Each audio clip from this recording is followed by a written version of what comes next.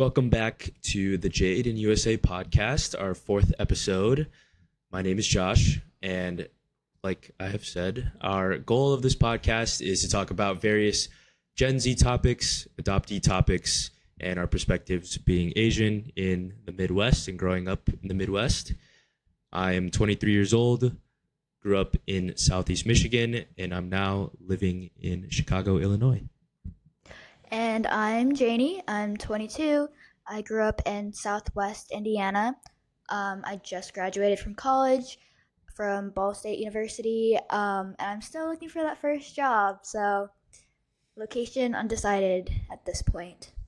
So, we are continuing our subject matter on adoptee questions. And this episode might be a little more emotional, might get a little deeper.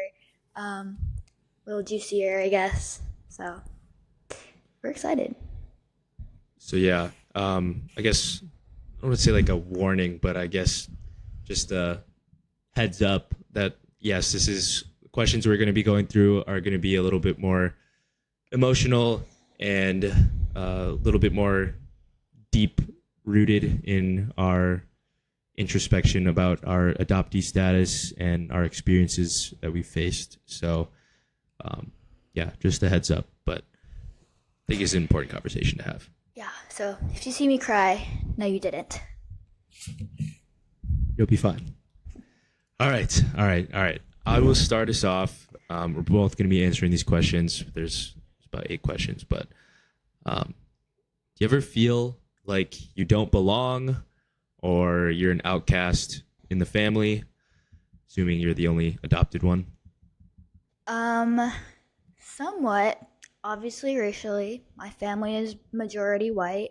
I do have cousins, like second cousins that are adopted, like Asian adoptees, but like we're not close. We don't really see them that much, so it is mostly just me. But I also feel like there's like that nature versus nurture thing.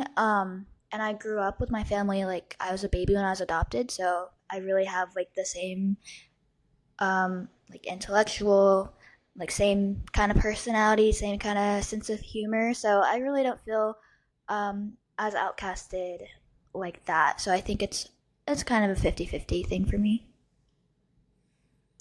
Good. What about you, Josh? Yeah. I definitely was feeling nothing special like when I was growing up and as a kid, because it's like all you know and you only have a limited scope of experiences and knowledge at your disposal when you're young. But as you get older and you're exposed to more people and more Asian people, whatever, people that have different opinions and whatever, was obviously going to change that view, at least for me. So I definitely feel different now that my identity has kind of changed in the last few years since college and when I was kind of out of the house.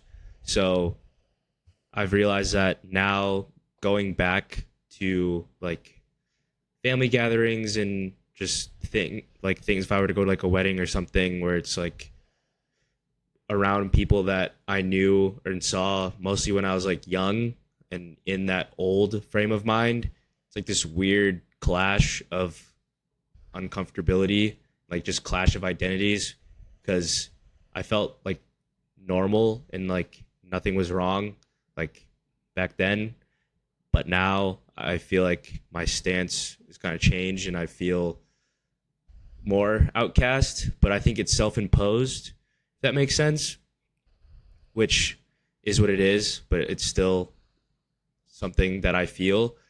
And so, yeah, going back to like places where in environments where I see those people, or even just like regular family gatherings that's like more than my immediate family, it just feels uncomfortable sometimes because it's just like this weird dynamic now because I feel so different and I am more aware that like I'm the only Asian person in the room. And yeah, definitely different. Yeah, I think that's valid. I think kind of weird in some ways, like me being a different race and like being a minority versus my white family, I think we have that um, kind of cut off of like we don't agree on the same kind of politics because they don't understand the like minority experience. And I don't know, it's like kind of a weird thing to think about. And I do think that kind of separates me from the rest of my family. Mm, for sure. Sure. That's definitely valid. All right. We can move on to the second question. Hmm. Do you know why your parents chose to adopt? And if you know, why like you? Me? I'm just kidding. Um, I do know why my parents chose to adopt. So I have three biological older brothers, um, and they, didn't want to take the gamble. They always wanted a daughter. They're like, well, we haven't gotten one in the three times. Who says we're gonna get one in the fourth? So they kind of like looked into adopting. And then, as I've mentioned before, I have second cousins who were adopted from China, and they're older than me. So like my family kind of like they kind of knew the like process. They like understood a little more. It wasn't just like a out of the blue like, oh, let's just adopt from China. Like they kind of like felt like they were being pointed that way anyways. Um, and then I mean, I don't think I don't think they went into it with like a white savior like kind of thing. They're like, "Oh, we're giving a baby like from another country a better life." Like, I don't know. If they did like go into it like that, they never sustained that mindset, which is good. I think that's very toxic of some adopted or adopted parents. Um, and then yeah, I think me specifically they wanted was they were matched with me. Um, and like they were actually looking for an older child. Like I was adopted at 16 months. I was still a baby. I was barely walking. And they're like, "Oh god, we don't want to deal with a baby again. Like we've already been through that. We're okay with like an older child." And like obviously like older children are harder or like yeah, I guess they're harder to get adopted. Um but no, they saw my like little profile that they were sent, my photo, and they're like immediately they're like, yes, like we know she is meant to be in our family. And it's just like a quick hook and sink, I guess. Who could have denied the space? So, what about you, Josh? Yeah. So my parents chose to adopt. Long story short, my dad has like a debilitating disease that's they just didn't want to risk having like natural birth because they want to pass down that disease or whatever condition. So that's why they chose to adopt. Korea, I believe, like they had some people that they knew, not directly in our family, but family, friends, and other peripheral people that parents knew adopted from Korea. And obviously, like Korean adoption was like the main, like the biggest and longest running like interracial or trans international adoption um, program, I guess, in like the world. So they kind of have like their processes like also kind of established as well. So I think that's kind of why they chose Korea. And then they actually didn't know if they were gonna get a boy or a girl. They just got word one day that it was to be a boy, and then got my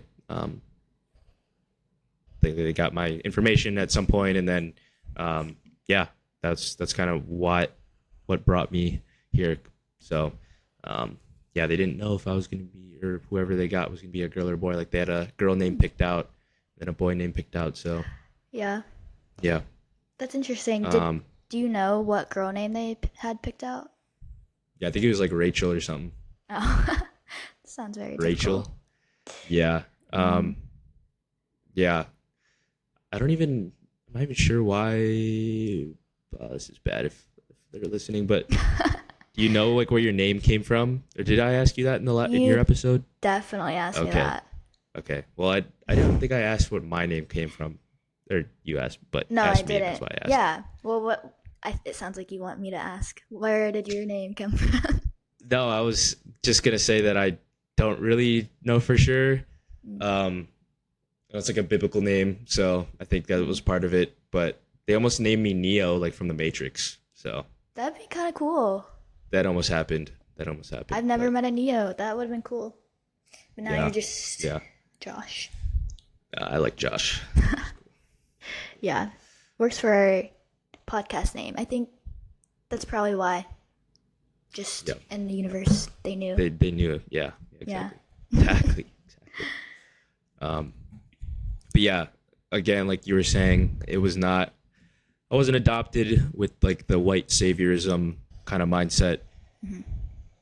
Definitely, heart goes out to those who have that experience because that's just the complete wrong way to think about someone's life, and just having that mentality of like a superiority and like you're indebted to your parents is just can't be good. Making a situation that's already kind of like not ideal even less ideal. So, like I said, heart goes out to those other adoptees that have gone through that and had that sort of experience. But thankfully, we had some good upbringings and good parents. So, yeah.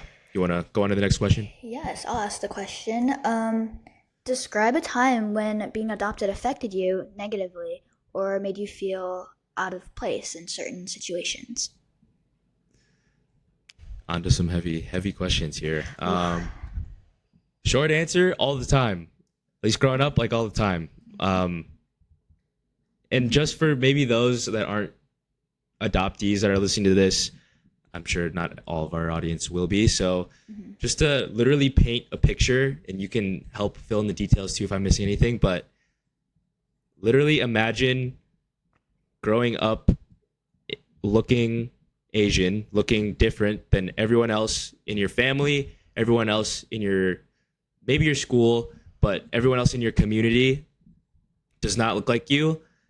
And then when you get older, you want to try to fit in with Asian people or Korean people or Chinese people.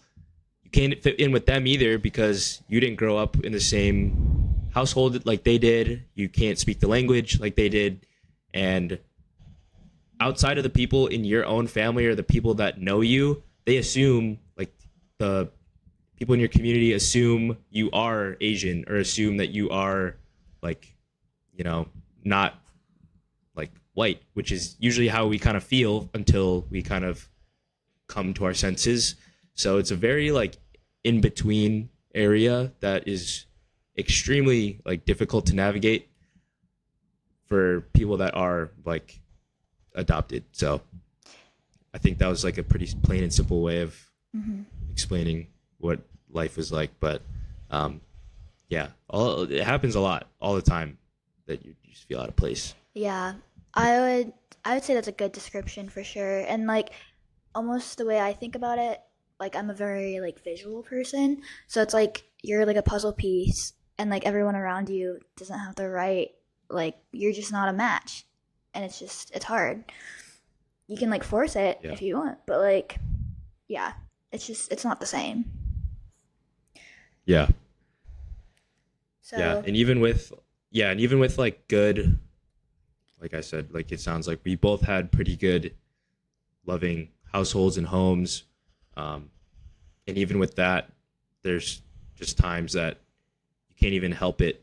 Like even being like in like a stable home or something, like that's still not gonna make up for the fact that other people are gonna call you out or like other people are gonna make you feel isolated and stuff. So it's just like literally just a bad hand you were dealt in a way. Like literally objectively it is just not ideal. Like your parents aren't like your biological parents, and that like just imagining your parents, like my parents, if they were like biological, or imagining seeing my friends have like their parents that are like look like them, like even just that, like you just feel like not normal, or you just don't feel You feel different for Yeah, sure. Like you you just feel can different. pinpoint like other people and their parents, like, oh, they get this trait from them, they get this trait from the other one. Yes, And it's like, I'm yes. like, well, what am I? Where did I Yeah, you're come just like from? Yeah. Awkward. just a mystery. Yeah. So, You just shrug your shoulders. Yeah. mhm. Um. For me, again, I haven't quite had the same experience yet because I just graduated from college and my college is predominantly white. So I haven't really been around a whole lot of groups of like Asian, like just Asian people. Um, but there was like this one instance this past year. I was in New York City for like a multicultural program honoring top like advertising students. Um, and so there were some like Asian girls in it, which was awesome. And like I kind of naturally gravitated towards them. Like we hung out a little more than the other girl, like me and like the other girls. And it was just that's just how it was. And I've never had that before, and it was really cool.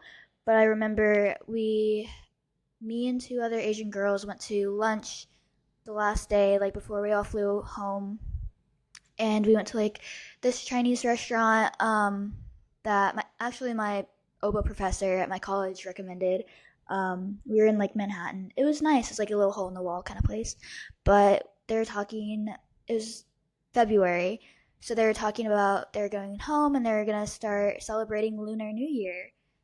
Yeah. And they're asking me. They're like, "Oh, what do you do? Like, what are you doing for Lunar New Year?" And I was just like I had never been asked that before. I honestly totally forgot that was a holiday, and I was like, and they didn't know I was adopted at that point. And then I was like, oh, like I'm adopted. My family's white. We didn't celebrate Lunar New Year growing up, and like they were talking about like all these like meals or whatever they're having with their family and friends, and like I was just like, oh, I don't have that. Like I don't have family and friends to celebrate Lunar New Year with. That's I feel like that just is so weird and so kind of sad in a way. Um, yeah, so that's like my one instance, to be honest, that I've had. Yeah. Yeah. I kind of answered like generally before, but talked about it before, especially when I'm meeting other Korean people, other Asian people, similar to you. Like they assume that you're just like one of them, and then they'll either start talking to me in Korean or something and ask me a question, or ask me something about um like, oh, how my parents are, like what's your last name, or like why is your last name this, and then you're faced with like that disclosure of like having to say like, oh, you're I'm adopted, and then maybe they'll be cool with it, or maybe they'll be interested and they don't really think anything of it, but then some people might actually just not, like, they'll like disqualify you. So yeah, it's like a thing, like I had said in the last episode, like, do I disclose it to you early, or do I let you kind of then ask me and then I tell you?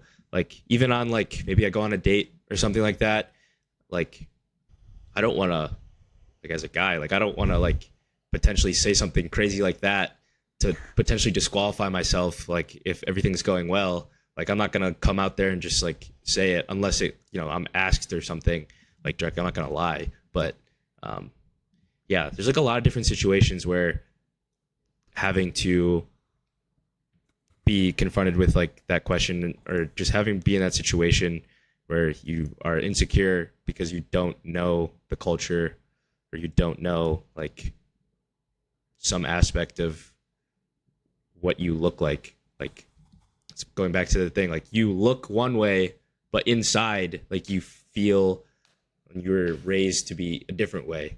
Mm-hmm. So there's just like this disconnect as adoptees that I feel like is very unique. So Yeah, for yeah. sure. So let's get into this is less of an adoptee, I guess, conversation, but more of a being Asian. Um, Although, well, in my instance at least, maybe it'd be different from Josh, but sometimes there's like weird fetishization, weird like racist like situations that we've been put through. Um, I'll let Josh go first with his examples. Yeah. Fetishization for me, not really anything too crazy. Just as you could imagine on like someone being obsessed with like a K-pop star or something like that. That's really the extent of it. Nothing crazy. I know it's different for guys and girls. I'm keenly aware of that. But I'm going to talk about just like some situations where, especially, I think yes, it's not inherently an adoptee question, but as like a kid, when racist situations come up, it makes you feel a certain way because you're still trying to figure out who you are when you're a kid. And when you have some of these things happen to you when you're young and still figuring yourself out, it can make a negative impact for sure. So I just have a couple ones that just like came to mind. I'm sure there's a lot more that I just like pushed down, but like the classic, just like you're in school and like a kid will say like, oh yeah, like it's like Josh's people who eat dogs. Like, oh, you can't see. Like this one kid told me like, can you like see? Like, can you see less than me? Asked me that like he was genuine about that. I was a couple times like I'd just be walking like when I was like playing Pokemon Go, like when that came out, Yeah. just walking in like a park nearby in my like where I grew up, just minding my own business, looking at my phone, playing the game. Guy looks at me, just jumps right in my face, and then just says like ching chong, like right like in my face, and just like stops and then just like laughs and walks away. Um, and by the way, it's not just like one race that does these things. It's literally everyone. So the idea that it's like one group of people does it, it's like, no, it's literally like my experience, like everyone. So, and even when I've moved here into Chicago, like same thing, doesn't matter. Um, Everyone's got like something to say about what I look like. So, but yeah, like I said, Louis, when you're like growing up and you're just hearing that, it just really makes you like it's literally a reminder that you're not who you feel like you are, and you can take the path literally of like, dang, like I like hate how I look, like I hate that I'm Asian, like just this sucks. Like this wouldn't happen to me if I was white. This wouldn't happen to me if I was black or whatever. Like in the sense when the black dude does it to me. So yeah. So yeah, it's literally a reminder, and it sucks, say the least. And then like this all came to a head. I'll make this story quick, but in college, this guy, I was at a bar. This guy, I was inside a bar. I was playing like Pong at the table. It was like summer, so it wasn't super packed. So they had like Pong tables in this bar, and I'm playing. This guy on the long side of the table, he like literally just spits on me, calls me a slur. He spits from across the table, and like like logs up like a fat like piece and Loogie. spits at me. It lands on my arm, says some shit, and then yeah, like I was not about to have that. This was like 2 years ago, and long story short, I ended up getting the guy outside after going back and forth like, oh, I'm just gonna go home, like I'm gonna be the bigger man, and like I'm just gonna let this go, like whatever. But I ended up like finding him like outside the bar, and then I got my vengeance through a hook to the face. So Nice. I think that was just like a very turning point for me, because I know if like I didn't do that, I would have been beating myself up to this day that I didn't do anything, because you just can't let things like that happen. Yes, I could have just been the bigger man, and really I would have been fine if I didn't do anything. But when you've grown up and you've had like countless different things happen to you, there's just like a sense of like real like vigor when you can really act on your new identity and what you're comfortable with, and when someone challenges that, like you can actually like stand up for yourself, especially as an Asian guy, because we're seen as like docile, and Yeah. I'm sure that guy's just done that to a handful of other guys before then. So um, yeah, it's an evil world out there. But Yeah. when you're going through that when you're young, definitely is a reminder of who you are, and it's hard. So now I'll let you get to Yeah. to your stories. Ugh. I like just thinking about that make me feel icky. So yeah, very opposite almost. And like in my instance, I feel like I deal with a lot of fetishization more than just straight up like racism. Although I do like I don't like going out in public by myself. So I feel like if I was like in those circumstances, or like being, I don't know, being in more public spaces, like maybe things could happen that are like just like straight up racist. But I yeah, I feel like the whole fetishization thing, God, I hate that word. Um it's just like I have to think about that every time in any like kind of romantic situation. It's always like the first question is, oh, do they like me for me, or do they like me because I'm Asian? Um, and it's just like, it's always just so gross and like messed up to think about, but it's like something I have to think about to protect myself, because Yeah. no one wants to be fetishized in a relationship. Like, that's just, it's not healthy. It's just kind of messed up. Um, so like, there's always instances of like, and we'll talk about like dating and stuff in other episodes, but like, there's, for me, an indicator of like if I'm being fetishized or whatever is like when the guy watches a lot of anime, especially if they're not Asian. Like when they watch a lot of anime and they like to talk about it a lot, and like I'm not into that. Like I don't have any interest in it, but they like to project like their ideas of an Asian girl onto me, and it's like I'm not a character. Like I'm not whatever gross little thing that you watch in your phone like in the dark. Like I'm a person, and just like anyone else, I want to be loved for me first and not for my looks or for my race or whatever that is. One really gross kind of story I have, it actually happened when Oh I was no. in middle school. It's crazy. Oh man. Okay. And okay, actually maybe this story itself is not crazy that I was that old, but I remember it was my 8th grade graduation. We were all dressed up. We did our little like ceremony in the gym. Um, and this like guy in my class, his family or his parents also know mine. Um, but he came up to me with his mom or whatever, and like his mom was like, "Oh my gosh!" Like she knew my mom, and like my mom was there too. We were like all taking pictures, and like she's like, oh, "Can I get a?" And I'm gonna name drop. His name was Cody, and Cody's mom was like, "Can I get a picture of you, like of Janie and Cody?" Like his dad is just such a big fan of Asian women, and like she like said that to like our faces, like my face and my mom's face, and my mom like I think that's never happened before, so she's just like, "What? This is weird." Like it was weird, but like Yo. the picture was still taken, and because like they were like friends or like not really friends, just like they knew each other, so she's like, I don't know, I guess whatever, just do it. And then like I'm like not old enough to know like Right.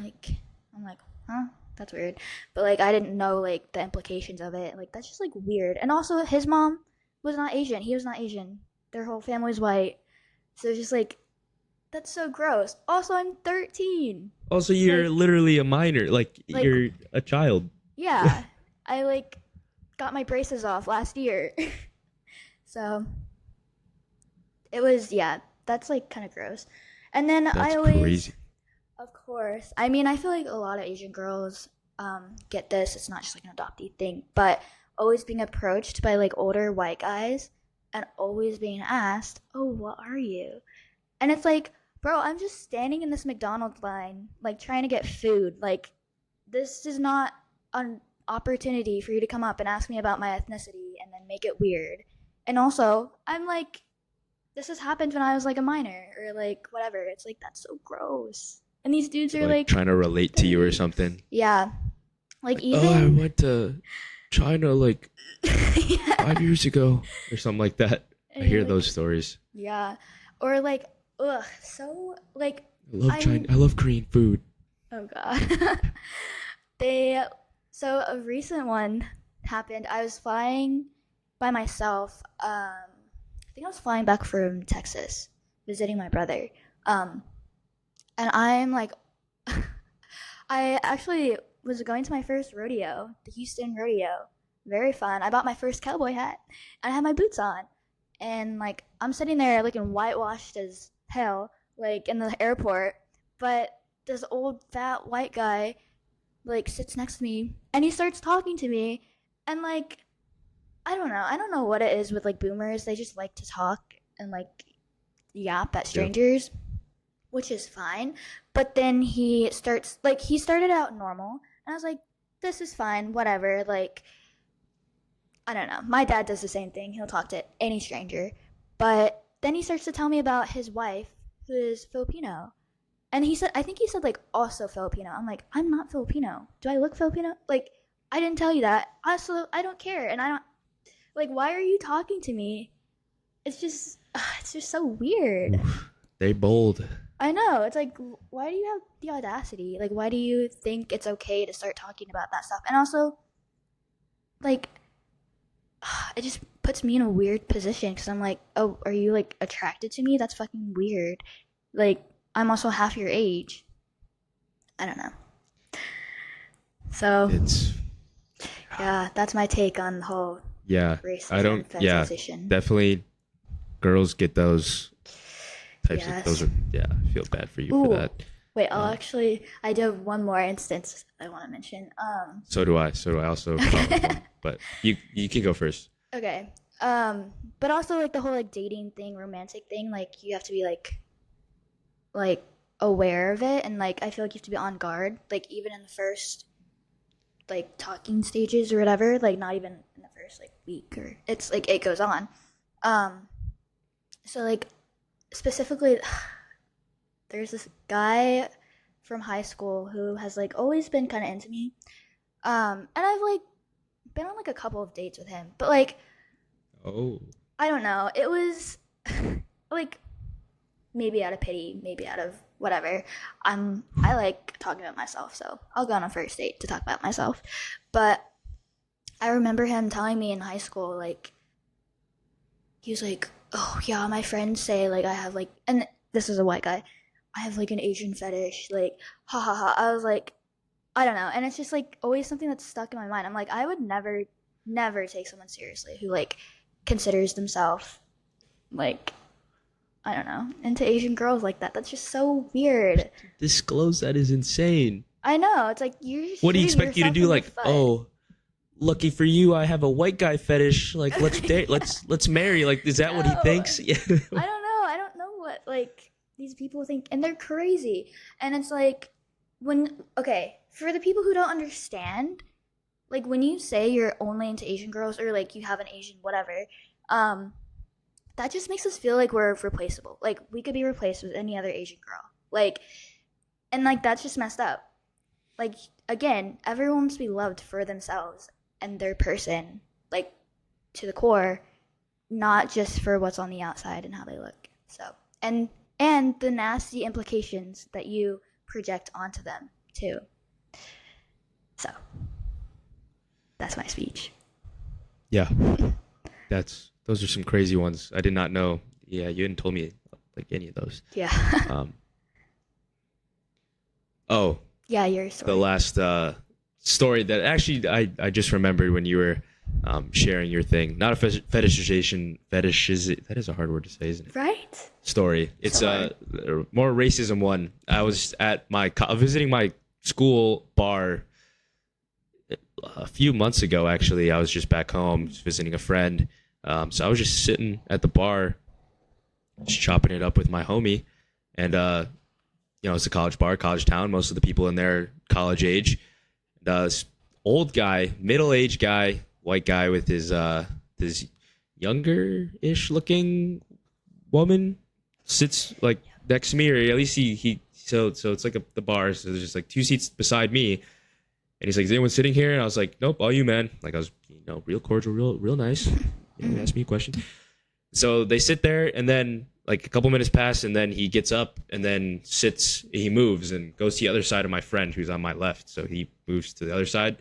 That's not the racist part. Like, it's whatever. They wanted to just sit somewhere else. I was like, okay. And mind you, there's a lot of music playing. It's very loud. It's a bar. It's going to be loud. And this guy starts talking to me and my friend and I about something. And I don't know what he's saying. It's really loud. So I'm like, what are you saying? Like what? Like, and he's like, do you speak English? Like, he was getting pissed that I couldn't hear him. So he with that. And then, yeah, it's like, dude, I literally talked to you 2 minutes ago telling you that you could sit next to me. I can speak English. Like, It's loud in here, buddy. But the fact he went to that so quick was crazy. So it's wild. Yeah, just you can kind of, sounds horrible to say, but you can kind of tell when someone's kind of, he just looked real like hick kind of guy. So yeah, not unexpected, but it happens. It always happens. Like, literally next to like a white guy too. Like I don't know. That is crazy. It's crazy. It's crazy out here. Yeah. Okay. I feel like we could do a whole other episode on the whole racism, fetishization stuff. Yeah. Maybe down the line. Yeah, maybe when I learn how to say the word, pronounce it. Me too. I don't even want to try saying it. It's so hard. All right. I'm going to go on to the next question here. Has being adopted had any mental or physical effects on you? Yes, I feel like they have. As I mentioned in my episode, the first episode, I have been to therapy, and it was only for a short stint, but I didn't realize how important, I guess, it would have been to probably let her know I was adopted. So I feel like I probably have more aspects of my life that are mental, psychological effects that have been affected that I'm just unaware of, to be honest. But I think a big one for me is kind of that fear of abandonment, which, I mean, people who aren't adopted can have that, right? They can have they've been abandoned by one parent or by whatever. But the fact that we as adoptees have been physically abandoned, and especially at birth, or around there usually, I think that has somewhat of a toll on me, because I'm what, and I'm getting over the whole blood is thicker than water thing, but I'm kind of well, what would stop anyone from just wanting to cut me out of their lives, even family, which is it's a messed up kind of way of thinking, but it goes back to the root of I don't know, it's something I've thought about and I've been upset about before, but me being adopted as a baby, and I think on my birthday, from what we know, it's just you're that's your purest human form. It's not you're a bad person, as babies, right? You're not bad people, you're whatever. Yeah. And I think that just really got to me at some points in my life of why was I not kept, what about me is wrong or whatever, even though I know it was all circumstantial. I'm sure it could have been anything. It could have been political. It could have been there were just no resources for whatever, my parents or mother, to keep me. But yeah, I think that really hit me in the heart when I first started thinking about it. And then I think just from abandonment, that just like leads to topics about estrangement, feeling inadequate, feeling like you have to like prove yourself to be loved.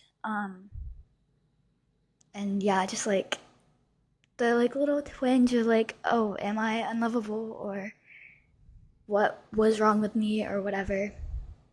Yeah, I think it does have mental and psychological effects for sure, and that's For my sure. take on it. Yeah. Thank you for sharing that. For me, I think I relate to you a lot, and I think a lot of adoptees do with the abandonment thing. Um, and because of that whole idea of like, I, from when I was born, I was alone. So I feel, and because of that, I feel like I have only myself to truly rely on.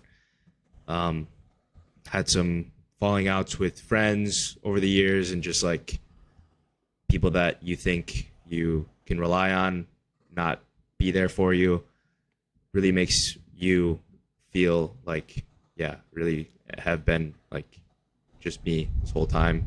And so I think I have issues where like if I feel like I'm going through something, you're going through something like difficult, like I tend to just like self isolate and then just overcome it myself. Like even if like I was in a relationship or something per se, or hypothetically, if I'm in a relationship, I'll probably still try to like get through whatever thing like on my own before like really trying to outsource other like help, just because I feel most confident in my own like process and I can rely on me. So, but I also feel that idea of like like I feel like I'm motivated to kind of correct this hand that I was dealt. So I just want to be perceived as like a Korean American guy. Like I don't want this to be like something that like my kids are gonna have to face, like have to deal with or something. Like I don't want them to have to be like, oh, like yeah, my dad was adopted. Like that's why this that and the other. Like that's why this is this way or something. Like I don't want that to carry on to like my kids or something. So I'm just trying, like for me, like my position, like I just want to be able to like be a strong and like reliable like father figure and like family person, so that like I can correct this kind of hand, because it was out of my control, but I am in control of what goes on from here on out. And yeah, that's kind of how it's affected me over time. And yeah, you really think like I like when I was growing up, like I was also like in therapy for a little bit too, and I was like when I was in middle school, so like I was in like the most, I was like during puberty, and when you're there's just so many hormones are flowing through you and stuff, just a lot of like bad things that would happen I would just like blame on being like adopted, even though they really didn't have anything to do with it. I think I was just like choosing that as like the crutch and like the Yeah. reason, which maybe you relate to. But yeah, it was just not healthy, but it's just something that had a huge effect on me. It's like when I really became aware of like that I am really different, I like just started using that as my reason for why I'm sad, or a reason why things aren't good. And see, like I had like a mindset switch as I got a little older, but at one point in time, yeah, it was huge toll on me. Yeah. Yeah. Well, I did not start tearing up. You didn't see that. You're good. You're good. All right. Moving to the next question here. Continuing the theme of a little deeper questions. Do you ever feel like you owe something or indebted to your parents for adopting you? And does it ever make you feel guilty for certain things you do? Um, yeah, I have thought about this, and I've felt more indebted, like, I don't know, when this like thought kind of first occurred to me, but at this point I feel like I'm a little more over this. I don't know. So for being like feeling indebted or like guilty almost, like I always think about how my parents, like, they spent thousands of dollars to like adopt me and like fly over, get me. Obviously, like, I don't know like the set amount, but like it was a decent amount of money. And I think about that, and I'm like, all through my life, I kind of feel like I've had to give them their return on their investment, which is like so messed up. Like, I'm a human. I'm not a startup, but um, I just feel like in some ways it's like a motivation factor almost, like me doing well at like music and going to college and being like debt free and all that. Like, I wanted to like release the burden of my parents like paying for my college in exchange almost of like for paying to adopt me. um but I don't know, in the end, like, I've like thought about it, and I'm sure the amount of money they spent adopting me honestly would have been equivalent to having a baby in a hospital. So I feel like I'm less affected by this kind of feeling of being indebted to my parents, and especially as I become independent, and especially like financially independent. um, I feel like it gets better with time, or it has for me. What about you? Yeah, I think for me the big part isn't just the idea of like, oh, how much did I cost Mm-hmm. and being a return on investment. It's more like I'm the only child, so like I feel like I have some sort of responsibility to not like that I have a reason to be like estranged or anything like that. I don't, but like I almost have a response. I feel like I have a responsibility to like remain like super close because I'm like their only son, and not like they have any other siblings or anything. Um, so that's really like the way I kind of feel. Like I feel like I need to try to be as close to them as I can as I get older and everything, because it's not like there's other siblings that like can take care of them when they get old. Like I said, I kind of have like bad health issues in the family, so that's another factor as well of like feeling like indebted in a way. Guilty. I do, do I feel guilty about anything I do? Like I definitely felt a little guilty, like having to move away um, from Michigan, where I grew up. Although I'm not too far in Chicago, like still not in the house with Mm-hmm. them. So yeah, definitely felt guilty because I feel like they didn't want me to go. Of course, your parents don't want you to. They want you Yeah, to be close, but of they course. also understand that I have to live my own life too. So Mm-hmm. yeah, that's kind of the guilt that I struggle with, is more along the lines of being like the only child, and there really isn't going to be anyone else when they get old. Mm-hmm. That's interesting. I've never thought about that, but like kind of the whole, like, all of your eggs in one basket kind of thing. That pressure. Exactly. Yeah. Um, yeah. And then the other part of this question was like, have you ever thought about your life potentially being better or different, like if you were never adopted? For me, that answer is like my position. I know it's easy to say like, oh, my life, like if your life sucks here or something, you can say like, oh, my life would have been better the other way if I was never adopted. But thing is, you can't say that. You don't know. So there's really no way of knowing how it would have been if it would have been better. So like, you can't say that it would have. So it's just like a situation that like I have to deal with just as an adoptee. Like I said, it's a hand that we were dealt, and there's no shoulda, like coulda, woulda, shoulda. Um, Mhm. it's reality. So yeah. Yeah, I totally agree. I think we have the same stance on that. It's just, I mean, you can grieve, I guess, what life could have been, but also like it could have been way worse than maybe what you have now. Of course, everyone's situation is different, but like I said before, like life is a lottery. You don't get to pick what you were born into or grow up into. Yep. So next question. This is: are you curious about your biological parents, and is it important to you to eventually meet them, or do you think it doesn't matter?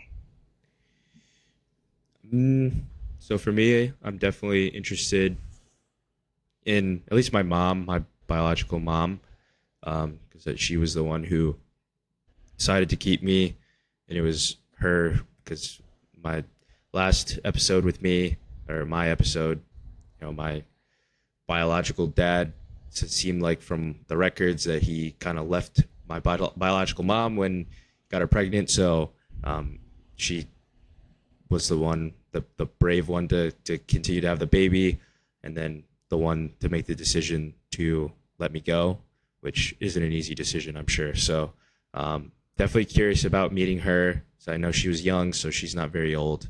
So she's going to be out there for a while, and the sooner I can meet her, the more time I could potentially have with her. So, um, but yeah, I think I want to meet her because I want to maybe not just maybe just see what she looks like.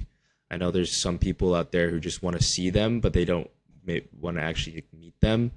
Um, like my stance, like I've said, like I want to learn Korean, like I want to be a little bit more attuned to that culture. So I think that would also kind of motivate me if I like met her, like say she can't really speak English. If I want to talk to her, like I need to learn Korean more. So um, that's definitely a factor too. So yeah, definitely interested in that, and I know it's a very difficult process. So definitely something I'm going to do the next year. But yeah, what about you? Yeah. For me, because I feel like I'm so early in my adoptee journey, and especially just where I am in life, I still need to get that first time job, move to the city, things like that. I feel like I'll probably wait on the whole birth search thing, but I think I would do it in the future. I am curious about my biological parents, but it's also not like a make or break thing with me. I don't think like my world will not end if they can't get in contact with them, or if one of them has passed away, or if they don't want to meet me, I guess. Um, Although that would hurt. That would sting a little bit, that last option. Yeah, But I do think it would be cool to see, yeah, to see them, to know what they look like, because I've never seen anyone who looks like me. To know, um, I've always thought, what am I gonna look like when I'm old? Like, am I gonna get gray hair? What wrinkles will I get? And it's just, it would be nice to meet them, I think. But growing up, before I really like started thinking about adoption, I kind of just assumed my parents were either dead or just like poor like rice farmers or something. Like they don't have connection to internet, anything. Like I just thought they're kind of irrelevant almost, and like they just like didn't they did, like at that point in my life they didn't matter to me. So yeah, that's my stance on it. for sure. And I this was something that I heard in regards to like how your adoptive parents would feel like if you were to try to find your biological parents. There was like some speaker, forget her name, at Con, the Korean American Adoptee Network, um, where Janie and I met. One of the sessions, she painted a really good visual, which kind of helped to make me feel better about my want and my itch to eventually meet my biological parents or mother. Is that like don't imagine it as like a zero sum game, and by that I mean like just because you're taking effort and putting it into trying to find your Mm. biological parents does not equally take away from your love and like Mm-hmm. your allegiance to like your adoptive parents. Like you can have both. Like Yeah. it's literally like our story and our life. And if an adoptive parent or someone is gonna feel like you're betraying them or something like that is pretty like weak and like Mm-hmm. non-empathetic way to think because it's this is our reality, so um but yeah, framing it like that just because you're interested in meeting like a your biological parents doesn't mean that you're betraying or like taking away equally or more from your adoptive or your real parents. So I think Yeah. that's just something I wanted to say too because I feel like that's important to say. Yeah, absolutely. And then, I mean, another part reason of why I'm waiting to meet or like start the birth search is like, say I do find my parents and even siblings or whatever, like I don't know what the expectations will be. Like, will I have to like learn Chinese? Will they know English? Will if I'm like doing well in life and they're like barely getting by, will I feel that expectation to like help them out because they're blood and their family technically? Um, it's just yeah. Would I like if I did have siblings? Would I meet them? Would I maintain a relationship with my birth family, or would it just be like a meet and greet? Like, okay, you exist. That's cool. Okay, bye. Like, it's just a lot to think about. Yeah, it's a very heavy Mm-hmm. heavy reunion, I would imagine, if and when that ever happens. Mm-hmm. Sure. Great. So we have one more question, and this is also like pretty complex. So Josh, as an adoptee, do you think you would adopt kids yourself? I don't think I would personally, given some of the reasoning and experiences that I went through. At least maybe not like a inner trans transracial Transracial? adoptee. Yeah, Mm-hmm. um, because I think literally it just like uh, inherently brings a lot of issue and like difficulty as for both parties, I would imagine. So I think if I was to adopt, I would adopt like in like Asian or Korean if I could or something like that. But um, yeah, I just think it's not personally. I just feel like it's very. It would be like almost hypocritical if I was like saying like how difficult life was and then to just like repeat it myself Mm-hmm. just seems like a crazy thing to do. So I'm not gonna ever knock anyone that does because I know it does happen in the community and whatnot. But me personally, it's just not something that I would participate in doing. Yeah. Um, for me, to be honest, I'm a little unsure about kids. Like, I think eventually, I don't know. I'm leaning towards like, yeah, I think I would have kids. But like, if by chance I decide later in life, I'm like, no, I just don't really want kids, or whatever. Like, it is what it is. So that's just like cuts off the option of adopting, right? But Yeah, I think selfishly, I would prioritize having my own biological kid because we talked about it before. Like, you haven't seen anyone who looks like you, but again, I think I would make cute babies. Just saying. Um, so that is like I would prioritize that, and the whole adoptee thing. Like, yeah, the repeat of the experience, I'm not so sure about that. And also, just like I think a lot of people do go into it thinking they're saving a kid, and it's like I don't want to do that. I don't want to have that thought process. So I I'd probably not adopt. yeah, yeah. I feel like it's unsaid, but I would definitely want to have like my own, try to have my own like biological. kids. But if that was off the table somehow, yeah, I agree with you. So. Well, yeah, that was our last question for this segment. Do you have anything else you want to add? Yeah, I think just as a reminder, like everyone's experience and your experiences shape who you are, and everyone has a different experience. Even though we are, if you are an adoptee as well, I don't want my opinions or experiences to shape your experience or your like opinion about something.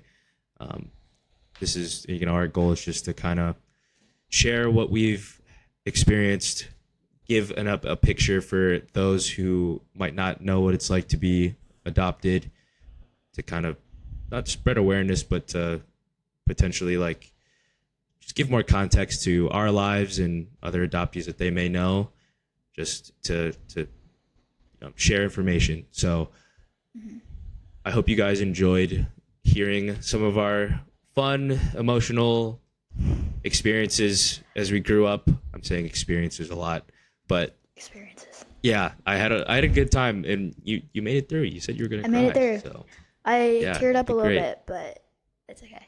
I didn't cry. I was getting real nervous though.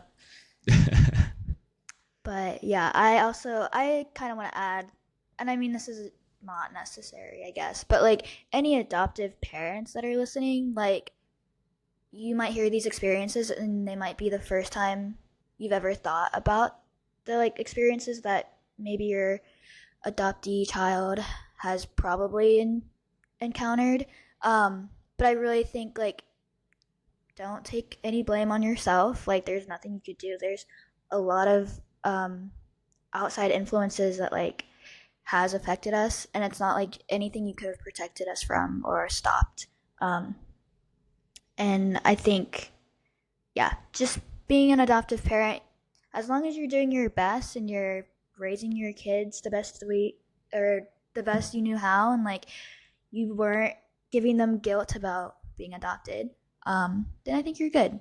You should be confident in yourself. So. Yeah, I echo that statement. Totally agree. It's not an easy job either. So. So, great. Thank you for listening. Stay tuned for our social media post.